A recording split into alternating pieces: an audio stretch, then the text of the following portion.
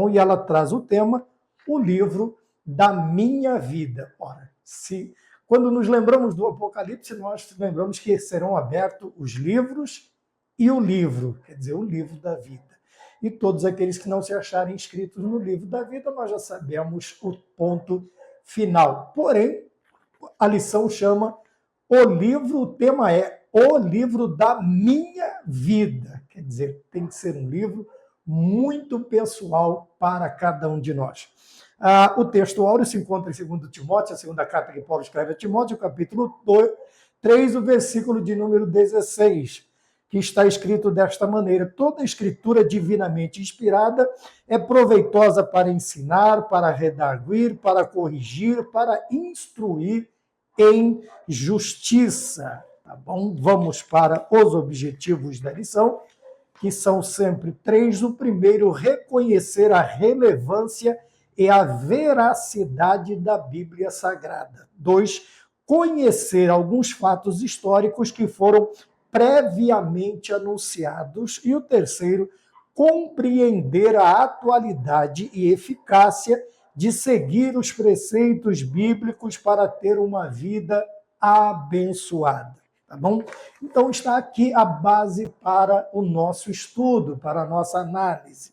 Né? E, como nós sempre fazemos, destacamos algumas palavras, algumas frases, né? Alguns versículos, para nos nortear dentro daquela análise que nós fazemos todos os dias, que nós ministramos a lição. Tá bem? A primeira nós vamos trazer do tema é a palavra vida. Tá bem? Depois nós temos no texto áureo, digamos assim, que toda a escritura divinamente inspirada. Nós temos também nos objetivos, vamos falar sobre a veracidade das Sagradas Escrituras, quer dizer, os anúncios que foram feitos de antemão, quer dizer, previamente, e também falar sobre a atualidade e a eficácia das Sagradas Escrituras. Eu gostaria, antes de tudo, de agradecer também a Deus por conseguirmos chegar ao final de mais um trimestre, agradecer ao escritor, comentarista desta lição e também agradecer a cada um de vocês e suas famílias, amigos, irmãos, inscritos, não inscritos, que Deus abençoe a cada um de vocês, tá bom? E vamos já marcar um encontro, se Deus permitir, para o próximo trimestre. Bom, o tema, ele é bastante sugestivo, o livro da minha vida. Quer dizer, quando eu falo que algo é meu, eu estou dizendo que aquilo tem uma particularidade especial para mim, faz parte daquilo que compõe a minha vida, eu chamei de jornada, de peregrinação. Quando eu falo que algo é meu, que está sob minha posse, é algo que geralmente tem relevância, tem importância, tem tudo aquilo que nós vamos ver na aula de hoje. Então, quando eu falo que é o livro da minha vida, eu estou falando, então, que é algo especial para a minha jornada, é algo especial, me lembrando que eu estou numa peregrinação, que nós estamos numa peregrinação. Né? Como cantam os hinos, alguns dizem que são hinos de velório, mas eu acho tão bonito, sou peregrino na terra e longe estou do meu lar. Minha alma ansiosa espera que Cristo a venha buscar o quê? A minha vida, para que eu saia desta vida de peregrinação e entre na vida eterna, na verdadeira vida, que é o que nós estamos, é a nossa maravilhosa esperança, estarmos na presença de Deus, tá bom? Então veja, minha vida quer dizer que é algo especial, é algo particular, é um livro, no caso o livro que nós estamos falando, as Sagradas Escrituras, como nós vamos ver mais adiante, vamos ter aí também uma basezinha de teologia, de sistemática, de bibliologia, né, para nós entendermos, nos localizarmos, nos centralizarmos naquilo também que a lição está nos trazendo, mas eu achei muito bonito chamar as Sagradas Escrituras de minha. quer dizer, o livro da minha vida. Né? No decorrer, nós encontramos as pessoas da nossa vida, quando o jovem encontra a jovem encontra o jovem, ele ou ela vai dizer assim, é a pessoa da minha vida. Alguns já estão chegando já, né, passou muitas bodas e dizer a pessoa ainda é a pessoa da minha vida. É uma coisa que fala de algo muito especial, tá? É algo muito, muito, muito particular, muito especial. E é assim mesmo que nós devemos olhar para as Sagradas Escrituras, como algo especial, como algo através do qual o Senhor, nosso Deus, revelou a nós a pessoa bendita de nosso Senhor Jesus Cristo, revelou a nós o caminho da salvação, revelou a nós as suas vontades, os seus preceitos, os seus mandamentos, ele nos mostrou o seu amor. Quer dizer, tudo isto, se nós ficássemos aqui nos lembrando de tudo que as Sagradas Escrituras nos revela, nós passaríamos horas e horas falando de tudo que nós podemos ver, ter e aprender através das Sagradas Escrituras, tá bem? Então, o livro da minha vida. Veja que tema maravilhoso, sabe?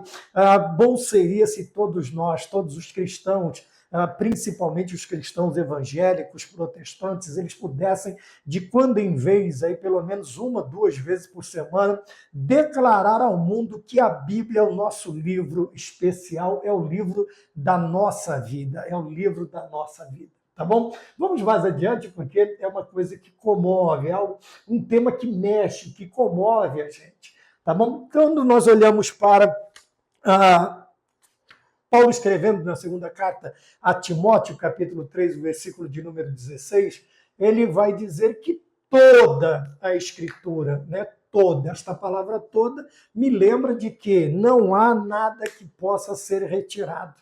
Tá bem? E quando nós lembramos de toda a Escritura, obviamente, quando Paulo expressa este versículo, ele está falando ainda os novos 27 livros do Novo Testamento ainda não haviam sido, vamos dizer assim, escritos, o cânon ainda não havia fechado. Então, ele está falando dos 39 livros do Novo Testamento, do Antigo Testamento, tá bem? Os 27 do Novo Testamento, se você fizer aquela continha básica de somar, ou somar 39 mais 27 do Novo Testamento, você tem um total aí hoje. Por isso, quando eu destaquei aqui, hoje, nós temos aí os 66 livros. Então, toda a Escritura não vai ficar nada de fora de Gênesis a Apocalipse e que não seja especial para nós, que não nos traga algo especial, que não nos revele algo particularmente especial, porque a Bíblia ela é um livro que ela fala para todos, mas outra coisa linda das Sagradas Escrituras é que ela fala com cada um de nós particularmente. Ela traz uma mensagem geral, mas nós, quando nós particularmente abrimos a Bíblia, nos assentamos para meditar, para nos alimentarmos das Sagradas Escrituras, ela vai nos trazer uma mensagem particular, especial para cada um de nós. Então, veja bem, por que toda esta maravilhosa especificidade e também coletividade? Porque ela é divinamente inspirada. Obviamente que quando nós falamos, então, nós já começamos a falar um pouquinho de bibliologia, quando falamos divinamente inspirada, nós estamos falando que o Espírito Santo, ele inspirou cerca de 40 homens, tá bem? Por cerca de 1.600 anos, para que fosse composta as Sagradas Escrituras. Esta palavra inspiração traz a ideia de que o Espírito Santo, ele soprou, né? Vamos lembrar, como é que é? Inspira, respira. Quer dizer, inspirar quer dizer que ele soprou para dentro, vamos dizer assim. Ele soprou para os cerca de 40 homens. Como? Ele vinha, falava no ouvido, lógico, ele vai falando com o homem, ele vai dirigindo, ele vai instruindo. Veja, e quando nós olhamos para as Sagradas Escrituras, nós temos que nos lembrar desta particularidade maravilhosa. A Bíblia fechada não é um livro qualquer, como alguns têm o costume de dizer. A Bíblia fechada é a Bíblia Sagrada fechada. Porque nenhum outro livro no planeta, fora ela, como nós veremos aqui, está escrito na sua capa Bíblia Sagrada. Tá? A única, porém, é que ela pode estar, infelizmente, fechada, sem uso, tá bem? Mas ela continua sendo a palavra de Deus inspirada, tá bem? Aberta, Deus vai falar conosco constantemente, desde que ela não esteja aberta num canto qualquer, usada como um amuleto. Não tem nada a ver com isso. Tá bem? Então, nós vemos aqui que toda a Escritura, agora nós vamos falar para os nossos dias, então, o que é toda a Escritura para nós? São 66 livros, 39 no Antigo Testamento, 27 no Novo Testamento, todos eles inspirados pelo Espírito Santo, cerca de 40 homens, né? E aí levou toda a sua inspiração, cerca de 1.600 anos. Então, outra coisa também que nos dá aquela base maravilhosa para nós acreditarmos, para nós crermos na palavra do Senhor, é a sua veracidade, tá bem? Quantas vezes a tua palavra é verdade, né? Conhecereis a verdade, João 8,32, João 17,17, Pai, santifica-os na verdade, a tua palavra é a verdade. Jesus Cristo se apresenta com a verdade, e logicamente lá em João nós já vimos isso, ele se apresenta como Logos, a verdade, a palavra encarnada.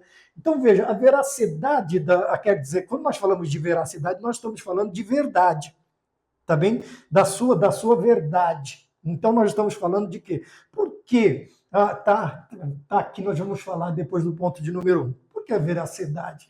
Então nós vamos falar quê? Da sua inerrância. Então nós podemos acreditar piamente em Cristo Jesus, como Paulo também diz a Timóteo, todo aquele que quiser crer piamente em Cristo Jesus padecerá perseguição. E nós acreditamos a partir do quê? Como crerão se não tem quem pregue? Olha que coisa interessante. Então a nossa crença vem do quê? Da pregação. Nos é pregada a palavra da verdade e nós cremos e aceitamos a Jesus Cristo como nosso único e suficiente Salvador. Então a sua veracidade está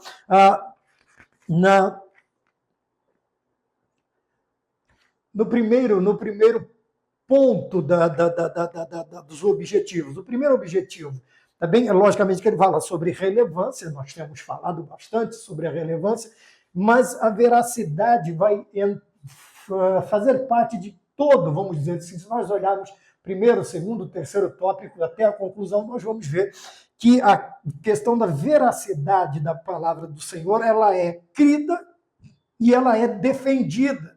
Nós falamos sobre isso, né? Eu acabei de mexer naquela lição que eu falei que ia guardar, e guardei, já mostrei para vocês, eu acabei de mexer nela. Veja, por quê? Porque houve, já desde o princípio, um combate muito grande contra a palavra de Deus. E uma das coisas que era apresentada pelos hereges era a questão da veracidade, tanto da palavra quanto de Cristo. E os primeiros, principalmente João, nós vamos ver, João o Amado, é um dos mais tenazes defensores da palavra de Deus e também de Cristo como Filho de Deus, que o Verbo encarnado, nós vimos isso no decorrer, depois você dá uma olhadinha nas outras aulas que nós temos aí, 2, 3, nós já estamos aí praticamente no segundo ano, né? Então temos aí quase 8 trimestres, que você pode dar uma olhada nas lições. Tá? Então, a sua veracidade ela vem do quê? Principalmente porque ela foi inspirada pelo Espírito Santo. E ela é a palavra de Deus, como nós veremos no decorrer da lição. Tá bem? Eu coloquei João 17,17, porque é um dos versículos mais conhecidos, nós poderíamos usar muitos aqui. Tá bem? Sobre a palavra do Senhor ser a verdade. Né? Então, já citei, podemos citar de novo, e de novo, e de novo, e cada hora o Senhor, ele vai falar, como eu disse, o Senhor fala coletivamente, fala com a igreja, com os cristãos, né, no total, e fala também particularmente a nós. Outra coisa interessante também que nós vemos é que alguns fatos históricos previamente anunciados, isso aqui nós podemos chamar também... podemos colocar, eu acho que podemos, né, nas profecias, tá? Nas profecias, quer dizer, o que é previamente? Quer dizer que de antemão, antes de acontecer, foi anunciado, tá? Foi pregado, foi vaticinado, foi falado que aconteceria muito tempo antes de acontecer. Quer dizer, previamente, antes, de antemão, foi anunciado. Tá bem? Então, outra coisa que nos garante a realidade, o nosso crédito à palavra de Deus é que, veja, e quando estas palavras previamente, nós vimos aí, falamos sobre Ciro em algumas lições, falamos sobre o Emanuel que viria, toda a situação, todo um contexto, todo o contexto político, geográfico, todos os contextos, e não sequer, não, uma vírgula fugiu daquilo que havia sido dito, que havia sido falado de antemão, que havia sido vaticinado, profetizado. Aí nós vamos entrar falar novamente da inerrância da palavra de Deus, da inerrância. Enquanto os profetas do mundo, né, os seus aí, aqueles que eles baseiam suas vidas em suas crenças nele, erram nomes, erram datas, erram uma infinidade de coisas. Quando nós olhamos para as Sagradas Escrituras, nós não vemos estes erros, não vemos. E graças a Deus por isto, porque ela é divinamente inspirada. E por isso também é um livro da nossa vida, é o livro da nossa peregrinação, é aquele livro que está guardado. Nós vamos falar sobre isso mais adiante, tá bem? Então falamos aí, conhecer alguns fatos históricos que foram previamente anunciados nas Sagradas Escrituras, já citei alguns, né? E nós vamos ver, Isaías fala sobre a vinda do Messias, né? Do Emanuel, do Deus conosco. Nós vamos ver acontecimentos profetizados previamente por Jeremias, por Ezequiel, tá? Por Daniel, e também no Novo Testamento, quando nós vamos ver aí o livro das revelações, como nós tratamos estes dias. Tá bom? Terceiro aqui, compreender a atualidade e a eficácia. Quando falamos de atualidade, nós temos que... O que é uma coisa atual? É uma coisa que está acontecendo hoje. Mas veja que quando nós falamos de atualidade nas Sagradas Escrituras, nós entramos num campo maravilhoso, muito especial. Por quê? A validade. Veja, previamente anunciados, mas totalmente atual. Quer dizer, quando nós olhamos os seus ensinamentos, por quê? Porque ela vamos dar uma adiantadinha aqui, ela é atemporal e é atual. Quer dizer, ela não perdeu a validade, ela não tinha um tempo restrito, estrito para a sua validade, para que aquilo fosse crido, e também para a sua eficácia, para que aquilo tivesse efeito. Quando falamos de eficácia, nós estamos falando de algo que tem efeito, e de preferência um efeito benéfico. Então vejam bem, quando falamos de um livro, quantos livros, excetuando, se eu não me engano, acho que só os livros de exatas não perde a validade, porque matemática é matemática a vida inteira, vai ser sempre. Mas nós tivemos pouco tempo aí uma reforma ortográfica, né, na língua portuguesa, porque acharam que já não era atual, já não surtia o efeito necessário. Então, é uma coisa que precisa ser mudada. Quando olhamos para a Bíblia, daqui a pouco nós vamos falar sobre a sua imutabilidade. Por que a Bíblia é imutável? Ela não precisa mudar, ser reformulada, ser refeita. Apesar de alguns aparecidos aí, de vez em quando, tentar chamar atenção, tem algumas pessoas que estão aí meio escanteadas, como diz, né, o antigo, estão aí meio jogadinho de lado. Aí o que acontece? Eles inventam essas modas só para aparecer mesmo, chamar atenção, mas daqui a pouco eles são recolhidos à sua posição normal, que é né? Então vamos continuar. Veja, então nós estamos falando de algo atual, mas que foi anunciado previamente. Nós estamos falando de atualidade, de algo que teve o seu... Vamos colocar o fechamento canônico aí, em torno, vamos lá, de 100, vai. Tá? Ano Domini. Quer dizer, 100 depois de Cristo. Veja, nós estamos em 2025 do século 21. O canon foi fechado, vamos dizer, mais ou menos, né? O último livro, que é o Apocalipse, ele vai ser mais ou menos o quê? Lá pelo ano 100, da era cristã. Você pode chamar de era cristã também, só que o E tem que ser de minúsculo, né? Porque é era cristã, ou depois de Cristo, como nós temos o costume de fazer, D minúsculo também, DC, depois de Cristo. Tá bom? Então nós estamos falando de algo atual, mas que foi escrito há milhares de anos. Há milhares de anos. Foi a conclusão há milhares de anos. E isto fez, se você pegar qualquer escrito que foi feito aí, pelo menos nós vemos constituições de países sendo mudadas constantemente, porque, e olha que é uma coisa que tem aí 200, 300, 400 anos. Nós estamos falando de algo que começa a ser escrito em Moisés, começa a ser escrito por Moisés e vem fechar aqui com João o amado. E é aí que há esta importância de ser o livro da nossa vida. Por quê? Veja, apesar do tempo que ela foi escrita, ela é totalmente atual. Nem até as pessoas, vou citar alguma frase que algumas pessoas gostam de usar, nem o jornal que vai sair amanhã é do dia. Veja que o jornal de amanhã são notícias de hoje. Porque o que vai acontecer amanhã eles não sabem. Mas a Escritura divinamente inspirada já sabia, né? Veja que Jesus Cristo é vacinado do seu nascimento cerca de 750 anos antes do seu nascimento. Nós vemos também falando de Ciro, muitos anos antes do seu nascimento. Nós vamos ver uma infinidade, né? Talvez eu tenha invertido os 750. Tá bem? Veja, nós vamos falar de algo atual, mas que foi escrito. É por isso que ela é verdadeira, porque apesar deste tempo todo, ela continua veraz. Quer dizer, ela continua verdadeira, ela continua a verdade. Tá? Mesmo previamente anunciado. Por quê? Porque este previamente anunciado está debaixo do quê? Do divinamente inspirado.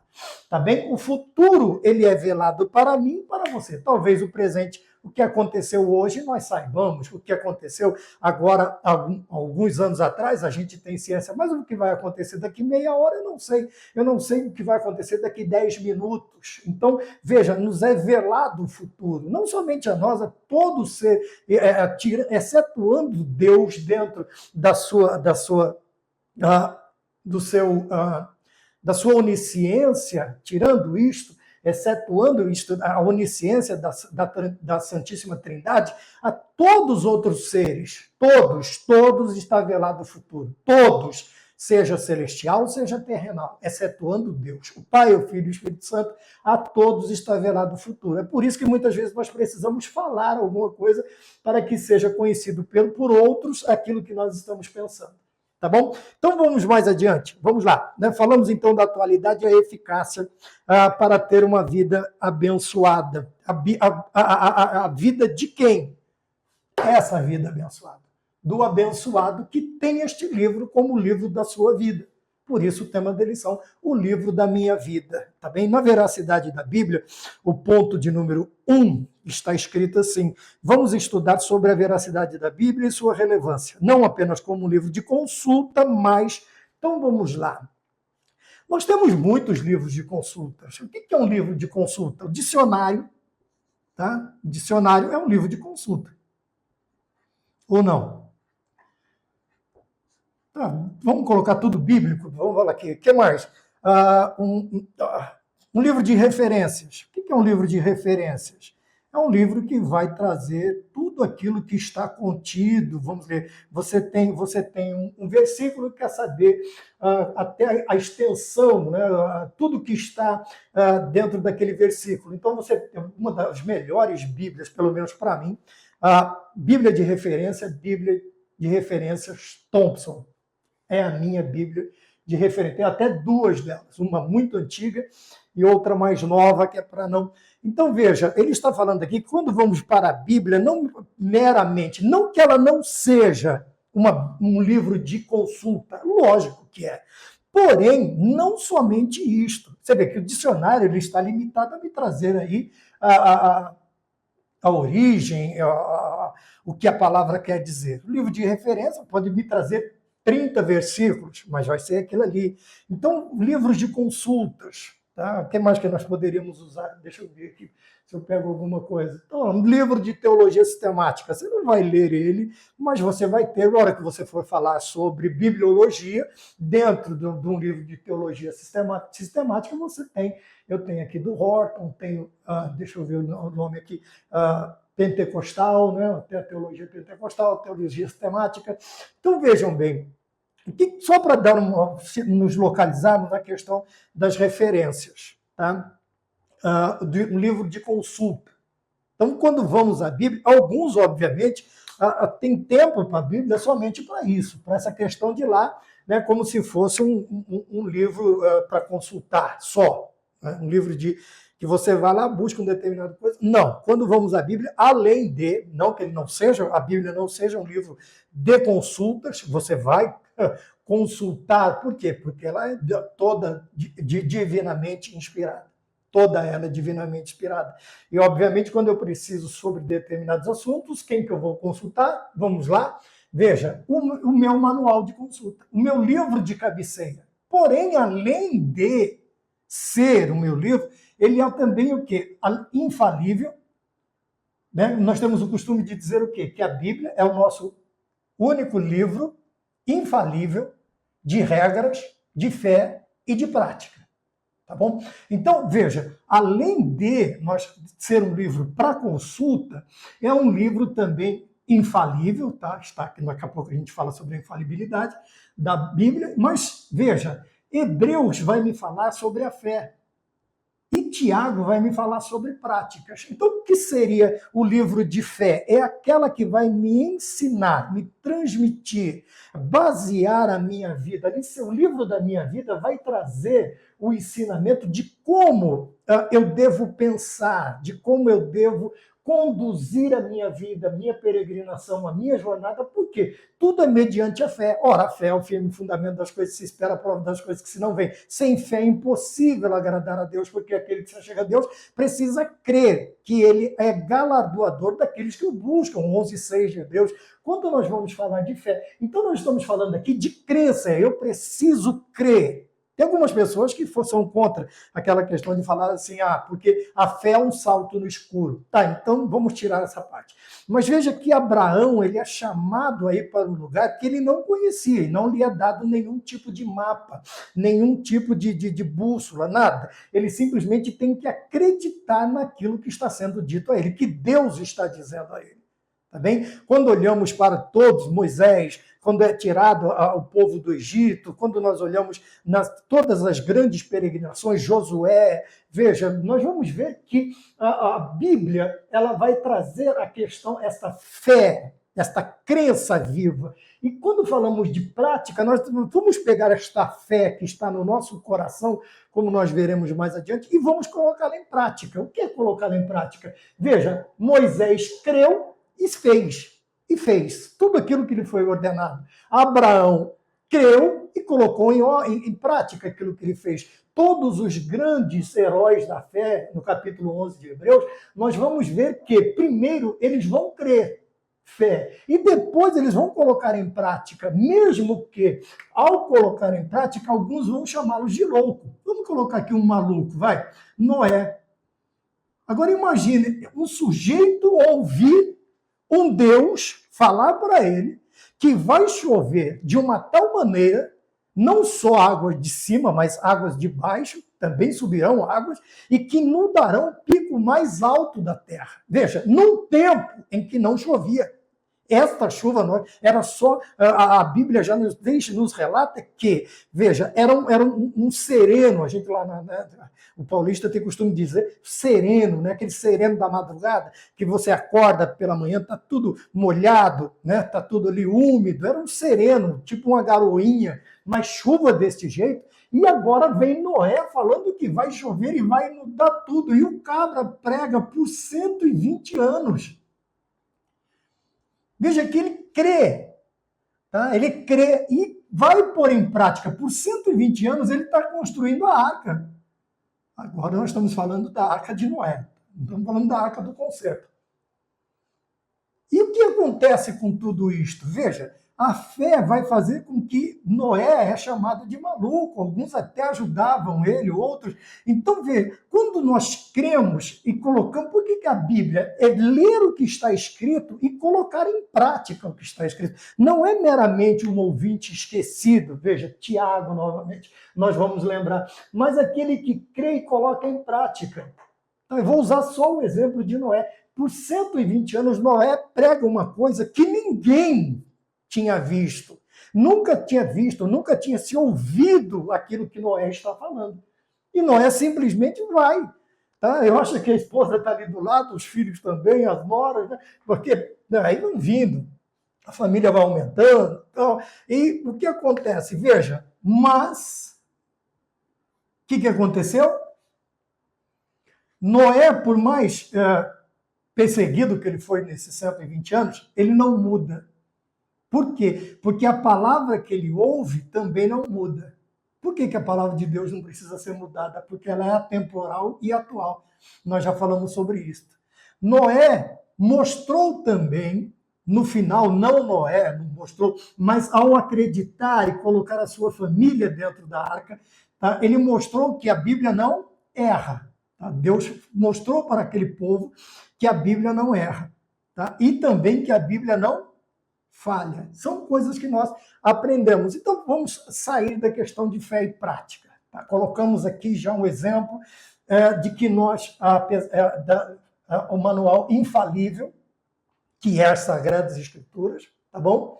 E o que nós vemos aqui? Então, nós aprendemos o quê? Primeiro, vamos falar da imutabilidade, quer dizer que a Bíblia não muda. Por que ela não muda? Porque ela é inspirada por Deus. Tá bem? Ela é divinamente inspirada. Ela é a verdade. E quando a minha mãe dizia assim para mim, Maurício, quem fala a verdade não merece castigo. Então não precisa mudar. Ainda que, como José, por muitos anos ele vai padecer por causa da verdade, mas ele se mantém na verdade. E a palavra de Deus, ela nos dá esta certeza. Por que não precisa ser mudada? Porque ela não erra, ela não falha. Vamos lá, ela não erra. Eu acabei de dizer para você, errou 120 anos, choveu ou não choveu? Choveu, pronto. Então não erra, a palavra do Senhor não erra. Quando olhamos para todas as profecias, as que se cumpriram, as que estão se cumprindo e as que vão se cumprir, obviamente que as que vão se cumprir a gente ainda não sabe, mas veja, nós podemos notar em todo o tempo a inerrância. Tá? Nós podemos também ver a sua infalibilidade, porque a palavra de Deus não falha. Tá? Quando é vaticinado o nascimento de Jesus Cristo, coloca-se que ele nasce de uma mulher virgem. Tá bem? E coloca também o local, a geografia, o lugar onde ele iria nascer. E dá-se o seu nome, que quer dizer Deus conosco, Emanuel. Tá? E veja que tudo que foi dito, manjedoura, não houve lugar, não existia um lugar, não tinha um lugar para ele nascer, ele vai nascer numa manjedoura, porque tudo está lotado, é tempo de censo, né? O pessoal, o governo estava fazendo um censo gigantesco. Então, tudo contribuiu para quê? Para que aquela profecia, para que a palavra do Senhor, ela o quê? Ela não viesse a cair na falência, na falibilidade. Tá? Da falha, no erro. Por quê? Porque, veja, quando nós falamos que ela é atemporal e também ela é atual, nós estamos falando de sua eternidade. Passarão os céus e a terra, mas as minhas palavras não hão de passar, diz o Senhor. A palavra do Senhor é eterna. Por quê? Quando nós olhamos também, pensamos em Cristo como a palavra de Deus. Tá? Então vamos prestar atenção sempre nisso. A Bíblia é um livro que eu posso chegar até ela para consulta? Posso, mas não é esta a ideia. Ela é o livro da minha vida, infalível de fé e de prática. Quer dizer, é onde eu vou adquirir combustível para a minha vida, para a minha peregrinação. Quer dizer, aquela fé vai ser o combustível para que eu coloque em prática tudo aquilo que ela me ensine, sem nenhum temor. Porque Deus não vai mudar. Ele não é homem para que minta, nem filho de homem para que se arrependa. Não foi assim que até um falso profeta reconhece. Até o falso profeta reconheceu que o Senhor não é homem para mentir e não é filho de homem para se arrepender. Balaão. Tá? Nós podemos confiar porque ela não erra.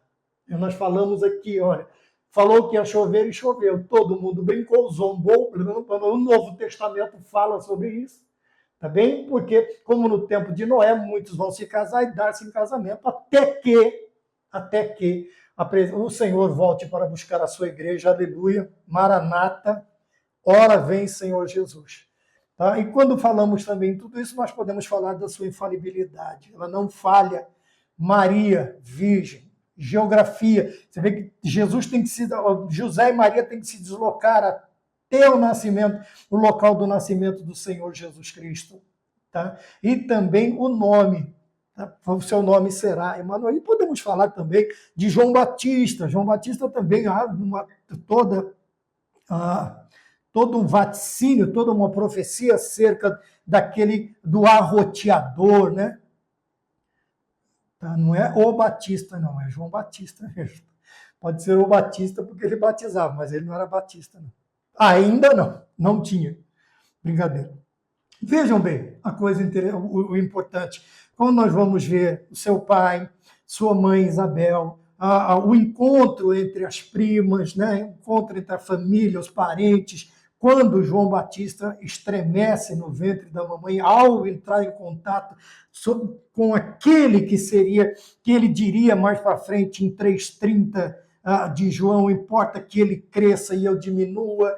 Então, veja, por que ela é o livro da nossa vida? Por causa da sua infalibilidade, imutabilidade, inerrância e a sua eternidade. Nós poderíamos usar, mas esses são os principais termos que nós temos o costume de usar a respeito das Sagradas Escrituras. Tá bem? Então, nós falamos aqui a veracidade da Bíblia. Por que nós cremos, né? Como diz o creio eu na Bíblia, livro de meu Deus, para mim a Bíblia é maná dos céus, mostra-me o caminho para o lar celestial, vida eterna. Creio, acho eu na Bíblia, graça divina. Tá bom? Vamos lá. Ponto de número 2. O manual da vida. Veja, está aqui, manual, ele vai voltar para lá. Nós vamos continuar falando de um livro que não é só um livro de referência, não é só um livro de consulta, é um livro de fé e de prática. Tá? Há uma particularidade, além de ser o livro mais lido, é o livro mais vendido. Não sai, ele é o primeiro, é best-seller há muitos anos, muitos. Apesar de todas as perseguições que as Sagradas Escrituras sofreram e sofrem até o dia de hoje, é o livro mais lido do mundo. Pode ser, não, bom seria se ele fosse o livro mais praticado. Né? Aqui no caso, fé e prática. Na questão de ler, se nós não só lêssemos como consulta ou para ficar falando de quando em vez lia a Bíblia 500 vezes, 100 vezes, 30 vezes, uma vez, tá? Não é esta a ideia. Mas aqui o interessante é que, duas curiosidades. Além de ser o livro mais lido do mundo, é o livro também mais vendido do mundo. Tá? Mais vendido. Praticamente é difícil você encontrar uma casa onde não tenha. E a casa que não tem um livro, a Bíblia Sagrada, ela é citada contra ou a favor. Sabe aquele ditado? Falem bem ou falem mal, mas falem de mim? Tem lugar que ele não tem a Bíblia, mas não para de falar da Bíblia. E isso é muito bom. Isso é muito bom. Por quê? Mexe com esse pessoal que se diz incrédulo, que se diz isso, que se diz... Eles têm um monte de termos que agora eu esqueci. Eles têm um monte de termo deles, né? De zombarem, mas eles não param de falar da Bíblia. Sabe por quê? Agora eles vão ter que aceitar. E tendo que aceitar, eles vão ter que abrir... Eu ouvi isso uma vez. A pessoa falou assim, eu poderia... Não, o que vocês falam está certo. Mas se eu fizer isso aí, a minha igreja vai ficar vazia. Quer dizer, então veja, então você já viu que era uma outra denominação, não uma outra ramificação. Tá bem? Então prestem bem atenção. Eles estão falando mal da Bíblia, falam mal dos crentes, falam isto, falam aquilo, mas é único e exclusivamente porque eles têm certeza de que é o caminho, mas eles não podem dar o braço, é que nem você vai aí para uma determinada área, ele não reconhece como milagre, Mas chega um determinado tempo que ele vai olhar para você e diz, você acredita em Deus? Se acredita, pode começar a rezar, pode começar a orar, porque é a hora. Mas não, e se muda a situação que ele já entregou os pontos, ele nunca vai reconhecer que foi Deus, que foi um milagre. Mas a dica quem deu também foi ele. Tá bem? Então vejam, o manual, né? Nós estamos no ponto de número 2, o manual da vida, da peregrinação. Nós não podemos ter outro livro, tem que ser este livro, nosso livro de regras de fé e de prática, infalível, tá? Infalível, nós já falamos sobre isso. Tá? E por que nós não podemos ter? Olha que coisa interessante. Na orientação da parte do Senhor. Então veja, por que ela não pode ser? Mas é um livro que traz o quê? Orientações. O que são orientações? Tá? Orientações vamos lá, você tem um caminho aqui, vamos ver se eu consigo. Chega lá, esse caminho, ele vai fazer uma bifurcação. Ele vai fazer uma bifurcação. E agora, esquerda ou direita? Vou para a esquerda ou vou à direita? Qual o caminho que eu vou? Vamos tirar a direita e esquerda. Vou ver. Vamos tirar aqui. Vou para um lado ou vou para o outro? O que eu tenho que fazer? Para onde eu vou? Vou para cá ou vou para cá? Tá? Aí vai ter uma placa aqui. Vamos colocar aqui, Bíblia Sagrada. A placa te indicando para onde você vai. Qual o caminho certo que você deve seguir? Qual o caminho certo que você deve andar? Então, veja, por isso que o momento que nós falamos aqui, a consulta, mas saindo da ideia de ser somente para o momento que eu preciso, o que eu quero, veja, ela me traz orientações. Sobre o quê? Sobre o caminho, acabei de apagar o desenho, tá? O caminho a seguir e o que devemos fazer. Por quê? Veja, quando nós falamos de caminho, para que lado eu vou? O que eu faço? Eu, como cristão, como que eu vou agir? Se fosse Jesus Cristo, como é que ele faria? Se fosse fulano, como é que ele faria? Então, vamos para a palavra de Deus. Por isso que tudo que nós vamos fazer, antes de fazermos, nós precisamos orar. E também ler. Agora eu vou usar a palavra consulta, vou consultar as Sagradas Escrituras, mas não meramente mas para que ela me dê a opção certa. Tá? Eu coloquei aqui como opções. Na vida nós teremos muitas opções, principalmente o jovem, muitas opções, o juvenil, o jovem, muitas opções. Ou muitos caminhos serão ofertados a esta idade. Tá? Há muitas coisas para fazer, o mundo vai entregar para nós. Mas veja, qual que é a opção que eu devo escolher? É a que agrada a Deus. E aonde que eu vou encontrar essas orientações? No livro mais lido do mundo. Tá bem? Então, veja, caminhos serão postos muitos. Hoje eu passei por isso já, tá? Faz bastante tempo. Então, sobre o caminho a seguir e o que devemos fazer. Veja que aqui é um dever, não é só, mas o que se deve fazer. Tá? Eu, como cristão, o que eu devo fazer? Eu tenho que pensar assim, qual é a minha obrigação? Veja que o dever aqui traz um peso maior, uma responsabilidade maior na questão das opções. Por quê? Veja, o meu dever primário é o quê? Agradar a Deus, é estar no centro de sua vontade. Tem outras aulas que vão ao ar junto com esta aqui, você pode ver também. Tá? Então, veja bem, o caminho e o que devemos, o caminho a seguir e o que devemos fazer. Tá? Então, as opções estão aí e o mundo oferece um monte destes caminhos para nós e nós precisamos tomar cuidado. Outra coisa também, quando nós lemos as Sagradas Escrituras, veja, o manual da nossa vida, ela é poderosa para quê? Transformar. Quando nós falamos de transformação, nós falamos de uma mudança total, é uma mudança radical. Tá bem? É por isso que muitas pessoas olham para um cristão realmente novo, nascido, e vai dizer para ele, nossa, parece fulano, parece outra pessoa, que coisa interessante. Como que é isto? O que acontece isso? Veja, mas essa transformação, ela não vem de fora para dentro. Ela acontece no interior. Veja, uma poderosa para a transformação interior. Então, transformou, deu uma nova forma, transformou, trouxe ou traz a forma antiga, aquela que o Senhor Deus já havia no começo lá, previamente, de antemão, ele já tinha nos feito, mas o pecado corrompeu. Veja, essa transformação interior, ela salta para fora. Quer dizer, ela vai vir, as pessoas vão olhar e vão... Assim como a fé precisa ser praticada, a transformação, o novo nascimento também tem que saltar para fora, ele tem que transparecer, ele tem que vir. Aquela natureza, a velha natureza do homem, ela vai ser transformada, mas vai começar por dentro. Por isso que Paulo vai escrever aos Tessalonicenses, ele fala espírito, alma e corpo. Ele não fala corpo, alma e espírito. Por quê? A transformação ela vem de dentro para fora. O novo nascimento, a conversão genuína do homem é de dentro para fora. A mudança da natureza humana do homem, ela vem de dentro para fora.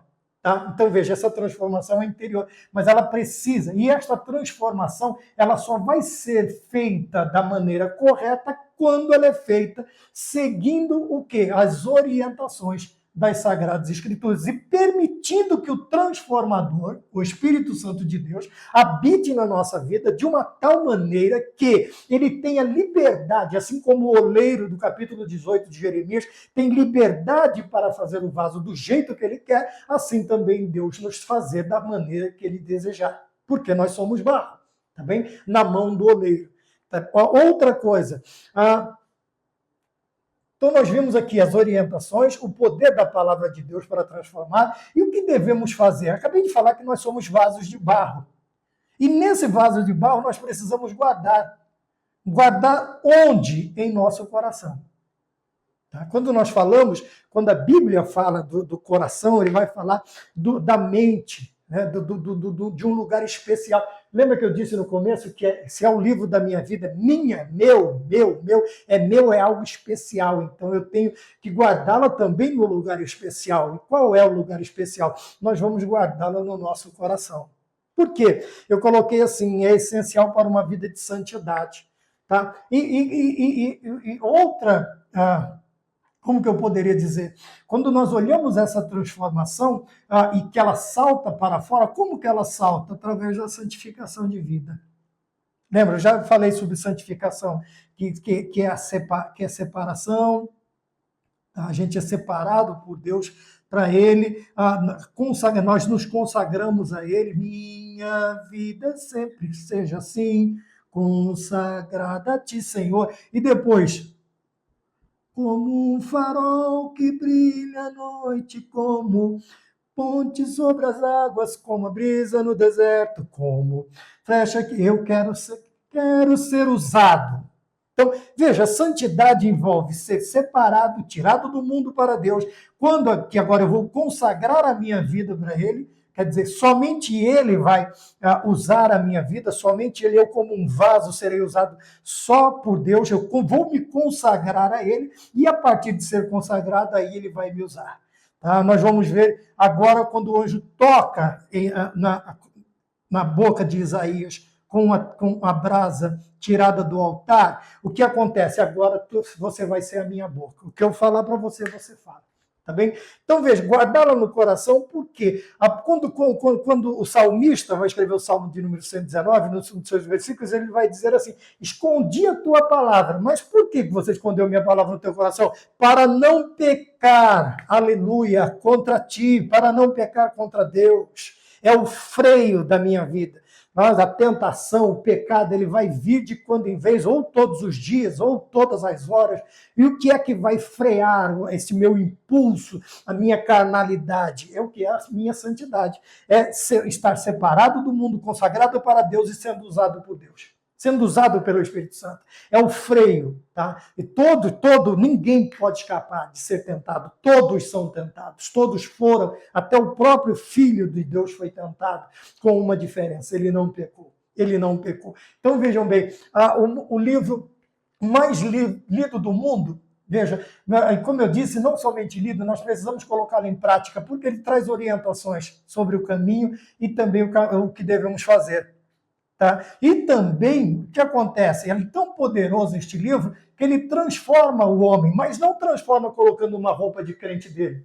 Tá? Não transforma com roupa de crente, transforma ele como uma nova criatura. Tá bem? Nós sabemos que a vestimenta, que a forma de condução na minha vida aí sim virá. Por quê? Toda esta transformação vem para fora. E quando saltar para fora, obviamente, até as minhas vestimentas serão uma vestimenta que vai exaltar a Deus, que vai glorificar a Deus. As minhas palavras, o modo de me comportar no meio dos ímpios, de estar ou de ser. Enfim, quando eu falo de vestimenta, não precisa ficar bravo, não. Toda a sua vida vai fazer o que? Ela vai glorificar a Deus. Por isso, o salmista disse, escondi a tua palavra no meu coração para não pecar contra ti, para não pecar.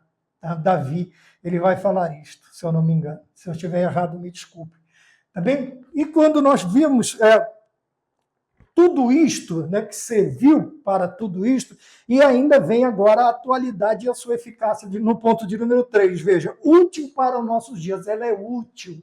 Tá? Nós podemos utilizá-la, não é porque é um livro que foi escrito há mais de 2000 anos, vamos dizer assim, escrito no caso, né? Obviamente que depois a sua impressão foi lá com a impressora de Gutenberg, né? O alemão que inventou o prelo de 2 tipos, e aí começou-se em grande escala.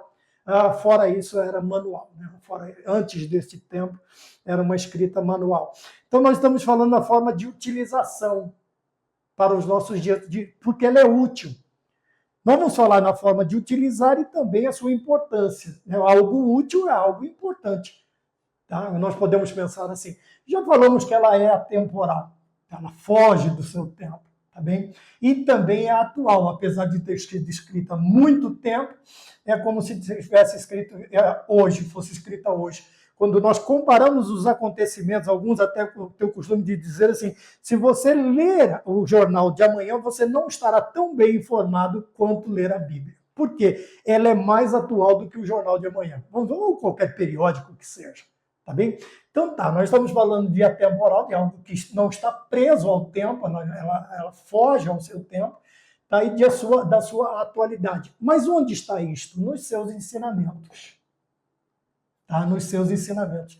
E quando nós olhamos para ela, veja que interessante. Quais são os ensinamentos relevantes para nós? Ela nos ensina a viver o quê? Em sociedade. Tá? Mas onde foi? Tem base para falar que a Bíblia... Ora, quando Deus criou o homem, ele disse, não é bom que o homem esteja só.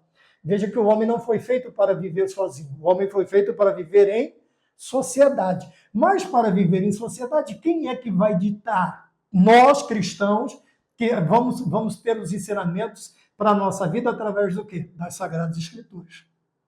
Tá? E quando vamos diminuindo, vamos apertando mais o nó, e falando de sociedade, começa por onde esses ensinamentos para que nós vivamos bem em sociedade? Pelo nosso lar. Tá? Quer dizer, a nossa família. Começa pela nossa vida. Então, veja, a Bíblia vai me preparar, não somente a mim, mas a minha família e todos que estiverem ao meu redor ou ao derredor, para viver em sociedade. Veja, a sociedade que ela é baseada nos valores cristãos, como nós vimos até bem pouco tempo, né? Era quase que a totalidade, as sociedades, as bases cristãs, eram sociedades menos caóticas, menos turbulentas. Tá? Você pode discordar, mas se você olhar para a história, você vai ter que concordar comigo. Por quê? Veja, um lar baseado, estruturado, com pessoas que respeitam, que amam o seu próximo, que vivem para o bem-estar do seu próximo, que vivem para o bem-estar das famílias, daqueles que estão ao seu redor, é uma família, são pessoas que vão contribuir bem com a sociedade. É por isso que eu disse numa das outras aulas o seguinte, nós somos obrigados a tomar cuidado quando vamos criar, porque nós não estamos só criando filhos, nós estamos criando cidadãos. Cidadãos para quê? Para contribuir, e não para destruir a sociedade, mas para contribuir. Tá? A nossa responsabilidade é maior. Por isso nós precisamos de um livro para a nossa vida, que é as Sagradas Escrituras. Para quê? Para nos ensinar, principalmente, a viver em sociedade. E quando nós vamos deduzindo a ideia, o que é a sociedade? É o lar. Começa pelo lar. Então, eu não falei casa. Casa é uma coisa. Casa é uma construção de tijolos, de madeira, não sei. Mas lá ele é construído por quê? Pelo caráter cristão, por ensinamentos das Sagradas Escrituras, por valores, preceitos que... tá, vamos tirar, deixa eu tirar então a questão aqui, para a pessoa não falar assim, então eu sou cristão. Não, veja, padrões que fazem com que a sociedade ela prospere, ela vá para frente, também ela contribua para isto. Quando nós falamos também sobre a totalidade da inspiração das Escrituras, divinamente inspirada, ela vai fazer o quê? Veja, então nós estamos saindo daqui, tá, de ensinamentos que nos tornam cidadãos da melhor maneira, para quê? Para contribuir com a nossa sociedade. Mas não somente isso. Ela vai nos levar o quê? Quando nós olhamos para 2 Timóteo, capítulo 3, versículo 16, tem o termo ensinar, né? Que é o verbo ensinar. Tá? O que vem ensinar? Veja, alertar. Nós alertamos tanto a igreja, a palavra do Senhor, tanto a igreja quanto o mundo. Olha que coisa interessante. Tudo nos mostra que Cristo já volta, breve Jesus voltará. Isso é só para o mundo? Não, é para a igreja. Tá? Então, veja, primeira coisa, é alertar. Quando nós falamos do termo ensinar, nós estamos falando de alertar. Tá? Também ensinar, está tudo na revista. Veja, dar a resposta com convicção. Para quem? Veja, para os adversários. O que é convicção? É ter certeza do que você está fazendo. Sabe aquela pessoa quando ela não tem certeza do que ela está falando, não tem convicção? Ao invés dela, a pessoa que tem convicção, ela olha nos olhos da pessoa, ela olha para a alma da pessoa, e a pessoa pode olhar nos olhos dela que ela está ali, tem convicção. Tem pessoas que têm, algumas pessoas ruins que fazem isso, tem, mas a sua maioria, o convicto, ele não tem por que desviar os olhos, ele não tem por que procurar um ponto qualquer para não olhar para a pessoa. Já viu a pessoa quando ela está mentindo? A pessoa quando ela está mentindo, ela não tem segurança, tá? Ela não tem convicção. Então veja, não só para dar a resposta, mas também para refutar os adversários.